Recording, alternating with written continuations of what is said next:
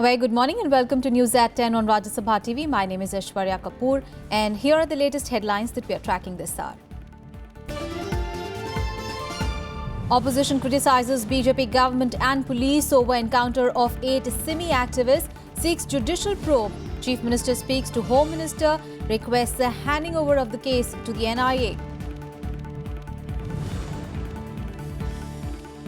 Jammu and Kashmir High Court takes suo motu cognizance of incidents of burning of schools, asks police and state administration to unmask mysterious enemies of education.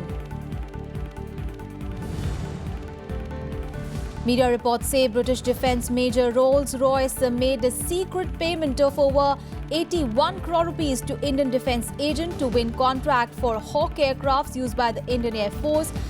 Company says it is cooperating in the probe. And the centre summons governments of Punjab, Delhi, Haryana, Rajasthan and Uttar Pradesh for enforcing ban on stubble burning. This after alarming pollution levels in Delhi and surrounding areas.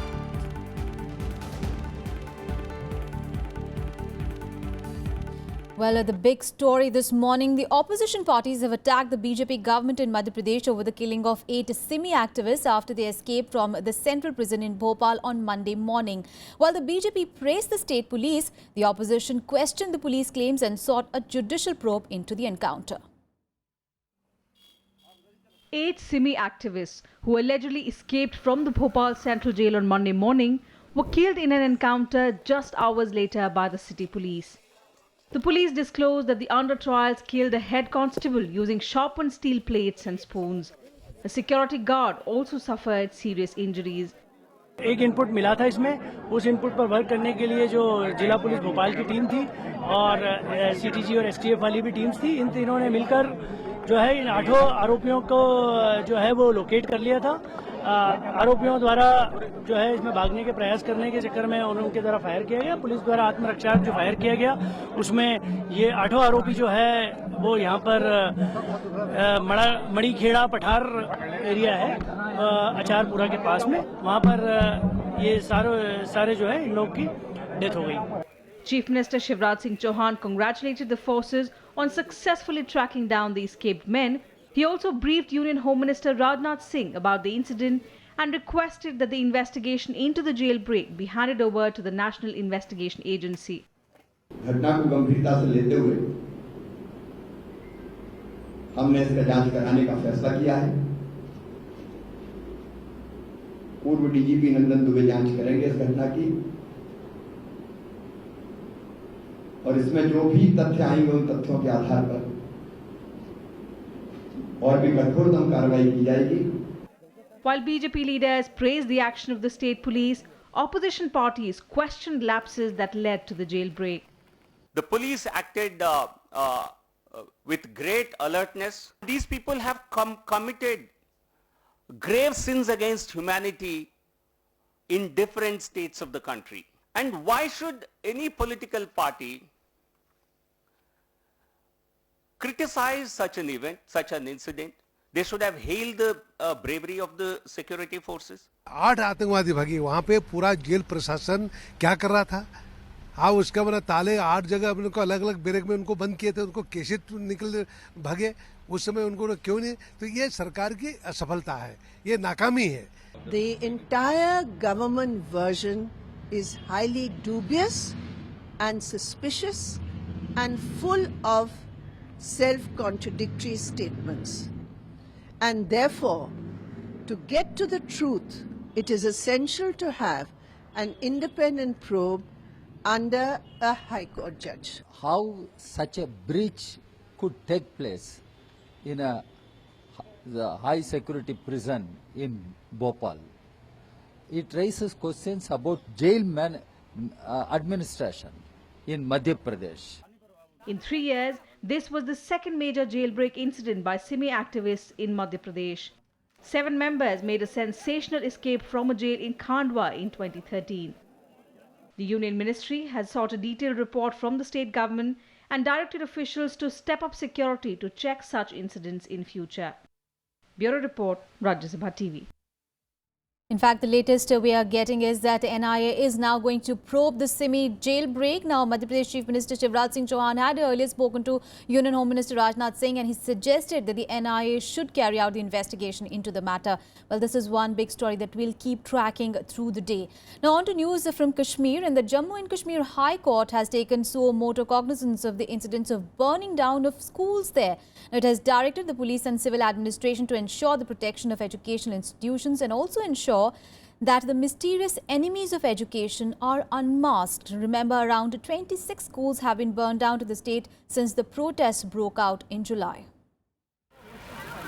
Another government school was set on fire by unidentified people in Jammu and Kashmir's Anantnag district. It was the third school to be burnt in the state after a Jawahar Navodaya Vidyalaya school in Esh Maqam was set on fire on Saturday night. Authorities say the cause of the fire in both incidents is not clear. About 26 schools have been reportedly burned down in the last 3 months in the ongoing unrest in the valley.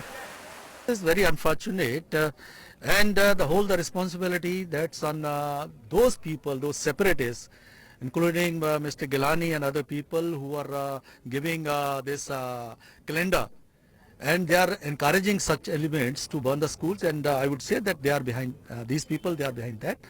Ultimately, the future of the children of Kashmir, it's in dark.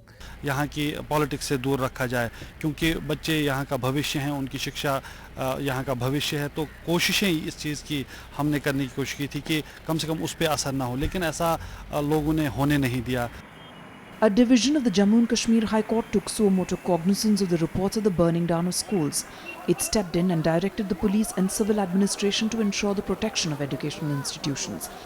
Listing the case for next hearing on November 7th, the court asked authorities to unmask the mysterious enemies of education. The court's directions have been issued to the Inspector General of Police, the Divisional Commissioner and the Director of School Education of Kashmir. All the officials have been asked to be present for the next hearing. Expressing concern over the burning down of schools, the centre said such incidents were not only anti-national but sheer madness. A combination of madness and also perversion. Otherwise, how can anybody think of setting fire to educational institutions which are imparting education and knowledge to our own children? People of the valley and Jammu Kashmir should realize that these people have crossed all the limits. All of us will have to understand, and those who refuse to understand would sooner than later also be made to realize that this kind of mayhem cannot carry on for long. The common man in Kashmir, the common man in the streets of Srinagar, particularly common youth, does not wish this disturbance to continue. Schools have been closed in the Kashmir Valley due to a shutdown call by separatist groups. The efforts to reopen schools have failed as both government and separatist groups are accusing each other of playing politics over education. Normal life remained affected due to the ongoing unrest that entered the 115th day in the valley on Monday. Bureau Report, Rajya Sabha TV. Well, staying with Jammu and Kashmir, and 2 civilians have been injured in fresh ceasefire violation by Pakistan in Nowshera sector of Rajouri sector of Jammu and Kashmir. And on Monday, an army soldier and a woman were killed in Pak firing. However, the BSF managed to foil 3 infiltration bids by heavily armed terrorists in the last 36 hours along the international border. In a latest ceasefire violation by the Pakistani troops, an Indian army soldier and a woman were killed in Rajouri and Mendhar sectors of Jammu and Kashmir. The Jawan died in Rajouri sector where Pakistani troops targeted Manjkot and Gambhir areas. On Monday, Pakistan violated ceasefire thrice. The first ceasefire violation was in Poonch district, while the other 2 were in Rajouri district. 2 more Jawans were also injured in the ceasefire violations in Mendhar. हम military response दे रहे हैं, हम उनको militarily hit कर रहे हैं और वहाँ हिट कर रहे हैं जहाँ पे कि उनको मैक्सिमम नुकसान हो और उनको पता चले कि सीज़फायर वायलेशन का क्या मतलब है. पाकिस्तान की फ्रस्ट्रेशन है, पाकिस्तान के जो उसको जो है उसका फेस करना पड़ रहा है, जिस प्रकार का उसका नुकसान हुआ है, पूरी दुनिया में उसको आइसोलेट कर दिया गया है, वो टोटली एक्सपोज हुआ है उड़ी के बाद, तो पक्के तौर पर उसकी फ्रस्ट्रेशन को निकालने वो कर रहे हैं. लेकिन बड़ी बात यह है कि उनको पूरा जो है जोर से उसका जवाब दिया जा रहा है. Unprovoked firing from the Pakistani side began in the morning on Sunday along the international border in Jammu, Sambha and Kathua districts. people living in the border area have a very high level of morale. When you ask them about their well-being, the immediate response is that you don't worry about us, you carry on the way it is and settle this issue once for and all. Secondly, they also observe that for many years this kind of retaliatory action had not taken place from the Indian side. A kind of a befitting reply which has put the Pakistan on the back foot. Over the last 1 month, 60 ceasefire violations have taken place since the surgical strikes by Indian Army on terror launch pads in Pakistan-occupied Kashmir. Bureau Report, Rajya Sabha TV. On to some other news now, and Prime Minister Narendra Modi has spoken on the need to lessen the burden on judiciary. Now, speaking at the Golden Jubilee celebrations of the Delhi High Court, Prime Minister Modi said that the courts are facing many challenges. He urged government institutions to reduce the burden on the judiciary. Now, his statement comes just days after the Supreme Court pulled up the government for what it called was lax approach in the appointment of judges across different courts in the country. Addressing the 50th anniversary of the Delhi High Court on Monday, Prime Minister Narendra Modi called for a joint effort to tackle the challenges faced by the judiciary. He also pitched for an all-India judicial service on the lines of the Indian Administrative Service. एक चर्चा का विषय रहा all India judicial service का, विवादों में रहा है, लेकिन लोकतंत्र का ये मूलभूत पिंड है, वाद और विवाद और संवाद, चर्चा होनी चाहिए, बहस होनी चाहिए. Chief Justice of India T.S. Thakur once again raised the issue of shortage of judges, saying constraints cannot stand in the way of justice. Judiciary will come under tremendous pressure in the times to come, given the fact that there are difficulties in keeping pace with the avalanche of cases that keeps coming on courts whose number remains limited. Also present at the event was Delhi Chief Minister Arvind Kejriwal. Kejriwal's allegation that judges' phones are being tapped were emphatically denied by Law Minister Ravi Shankar Prasad. अगर जजेस के phone tap होंगे फिर तो every जज could be influenced. ऐसा नहीं कि जजेस कुछ गलत कर रहे होंगे, लेकिन कहीं कुछ दोस्तों के बीच की बातचीत को करके, और ये तो बहुत खतरनाक है. अगर मान लीजिए किसी जज ने कुछ गलत काम किया, तब भी phone tapping should not be allowed. To deny with all the authority at my command that the phones of judges have been tapped in India at all, I want to make it very clear and categorical. The event to mark 50 years of the Delhi High Court was held in the backdrop of highly critical comments by the top court against the delay in appointing judges by the government. With Panchanan Mishra, Bureau Inputs, Rajya Sabha TV. And now a look at the events that are slated through the day. Here is the day ahead. Prime Minister Narendra Modi will inaugurate Chhattisgarh's 16th Foundation Day celebrations in Naya Raipur today. During his visit to the state, he will also launch the Saur Sujala Yojana, which aims to provide solar pumps to 51,000 farmers for irrigation in the state. The Prime Minister will also attend the inaugural ceremony of the 5-day Chhattisgarh Rajyotsav. Prime Minister Modi will also attend the Golden Jubilee celebration function of Haryana at Gurgaon today. During the event, the Prime Minister will launch the year-long Swarna Jayanti celebrations of the state. He is also expected to make important announcements. For the state, which was created on 1st of November 1966, completes 50 years today.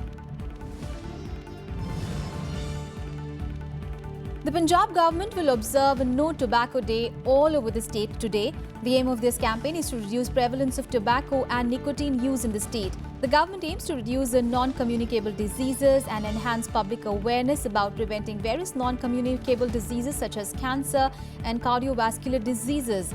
The sale of loose cigarettes, tobacco and e-cigarettes has been completely banned in Punjab.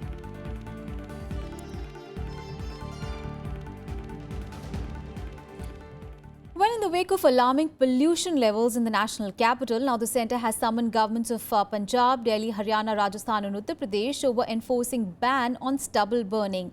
Well, the decision comes after the Central Pollution Control Board released its report of air quality in Delhi.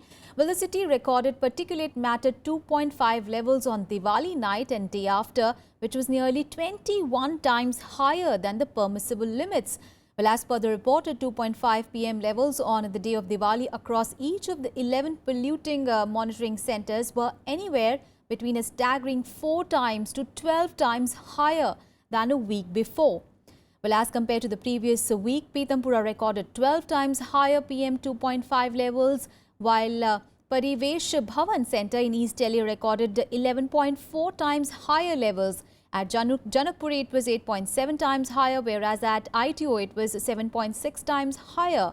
Also, this Diwali, as compared to last year, 2.5 particulate matter levels were 2 to 4.5 times higher, and 10 p.m. levels were 1.5 to 3 times higher. Well, open burning of solid waste, vehicular emissions, dust around construction sites and stubble burning of crop residue in the states neighbouring the national capital are some of the main factors that are mentioned in the report that was released by the ministry. A review meeting will be held on 4th of November to further deliberate on the strategy to minimise occurrences of open burning in agricultural fields. Well, time to take a very short break. Stay with us for more news.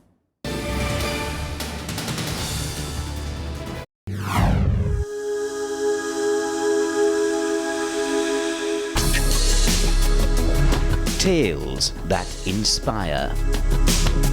Stories of social change. A salute to diversity. Promoting public discourse. Events that motivate. Inspiring the innovative spirit. Watch Rajya Sabha television documentaries.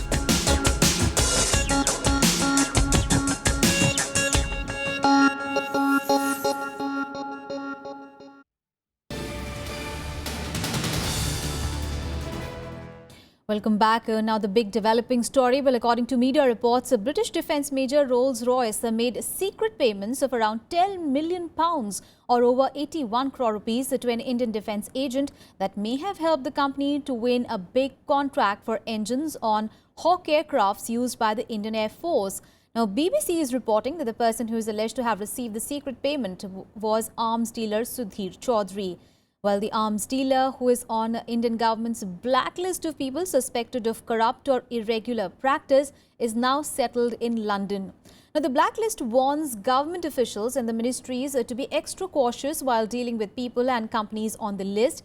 The report also quoted Chaudhary's lawyer as saying that his client has never paid bribes to the Indian government officials or acted as an illegal middleman in defence deals.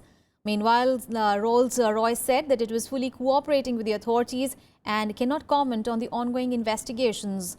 Now, Hawk aircrafts are used by the Indian Air Force for training purposes.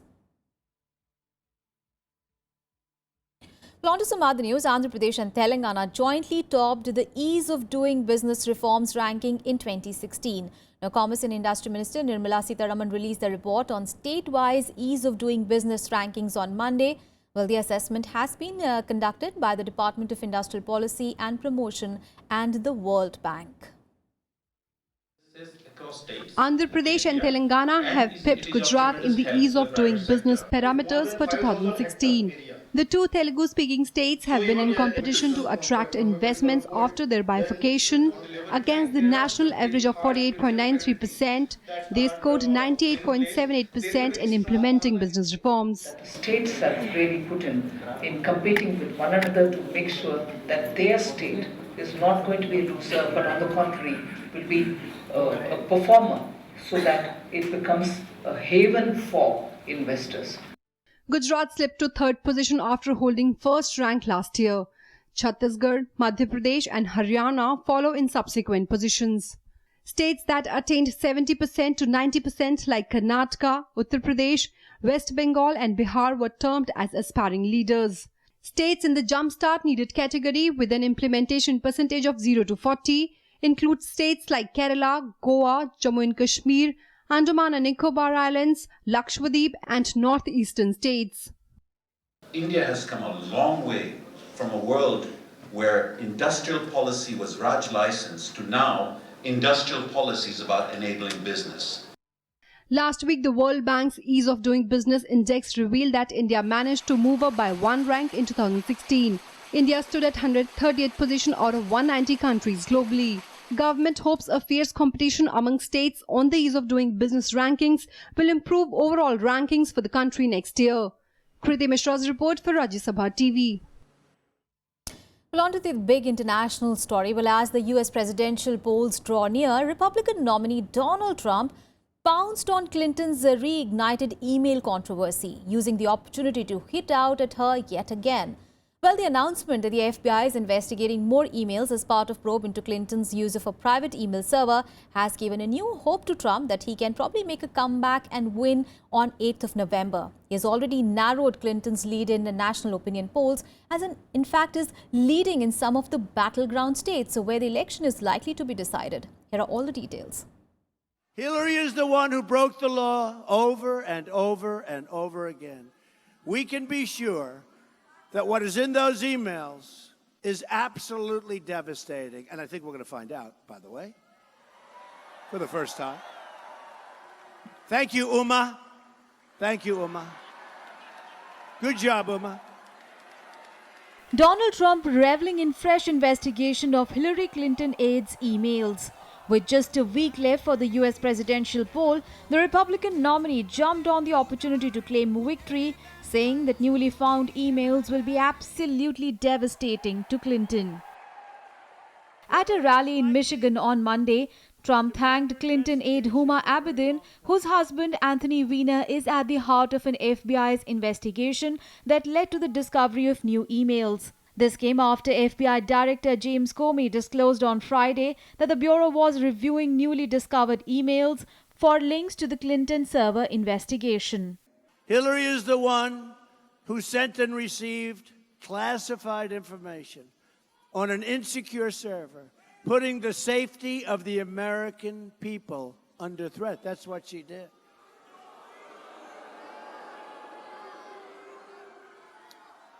$650,000. You know what I call that? That's the mother load.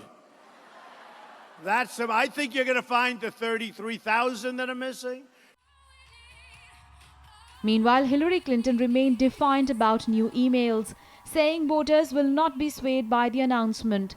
Clinton and her aides have fiercely objected to the timing of FBI Director Comey's action, now asking him to swiftly release more information about what is contained in the mails. Comey's revelation left many unanswered questions about the content of the emails and how they could be related to Clinton. It was a mistake and I regret it, and now they apparently want to look at emails of one of my staffers, and by all means they should look at them. And I am sure they will reach the same conclusion they did when they looked at my emails for the last year. There is no case here. Despite Hillary Clinton's insistence, FBI is unlikely to finish its review of new emails before the 8th of November election. It will be interesting to see what impact will the new emails have on voters, but the revelations have definitely steered the attention away from Donald Trump's scandal over alleged sexual misconduct accusations. Polls show the race for the White House has narrowed noticeably, with Hillary just 1 point ahead of her Republican challenger Trump at 46 to 45%. Bureau Report, Rajya Sabha TV. Well, news from the Middle East. And Iraqi special forces stood poised to enter Mosul in an offensive to drive out Islamic State after sweeping into the last village in the city's eastern edge on Monday. Well, armored vehicles drew fire from mortars and small arms as they moved into the village of Basbaya in an assault that began at dawn. By the evening, the fighting had stopped and units took up positions less than a mile from Mosul's eastern border. Thus, Iraqi troops and Kurdish fighters have cleared dozens of villages as they press towards the city of Mosul for an offensive against the Islamic State's last main stronghold in the country. The momentum has encouraged Iraqis to take a risk and rather leave their homes, despite warnings from the hardline Islamist militant group that anyone who attempts to flee their self-proclaimed caliphate will be shot dead. Well, let's get to some more international news. Here is the World Wrap. Lebanon's parliament on Monday elected Michel Aoun, a former army commander, as the country's president. Aoun secured a simple majority of voters in a house after a chaotic session that saw several rounds of voting because extra ballots appeared in the ballot box each time. He garnered 83 votes out of 127 lawmakers present at the session. The election has ended a more than 2 years vacuum in the top post and a political crisis that brought state institutions close to collapse. Italian Prime Minister Matteo Renzi is due to chair a meeting of his cabinet today to discuss emergency reconstruction after an earthquake on Sunday left more than 15,000 people homeless. No one was killed in Italy's most powerful earthquake since 1980, but 20 people were injured and there is extensive damage in and around Norcia. The 6.6 magnitude quake struck near the central region where nearly 300 people were killed by a quake in August. News from France, where the final shelters at the Calais migrant camps have been demolished, bringing an end to the jungle camp in north of the country. The last shelters were demolished late on Monday afternoon, leaving just debris to be clear.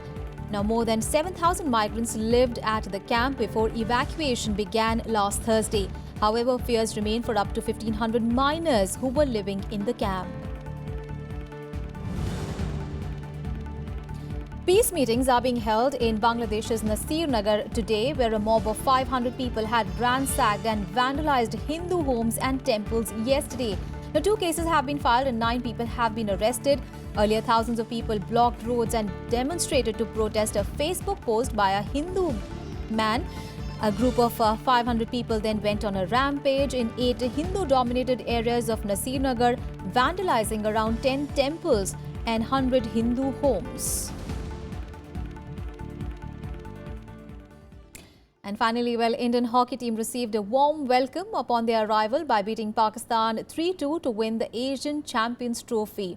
Well, in the thrilling final at Kuantan in Malaysia, India defeated arch rivals and defending champion Pakistan 3-2 to win the tournament for the second time.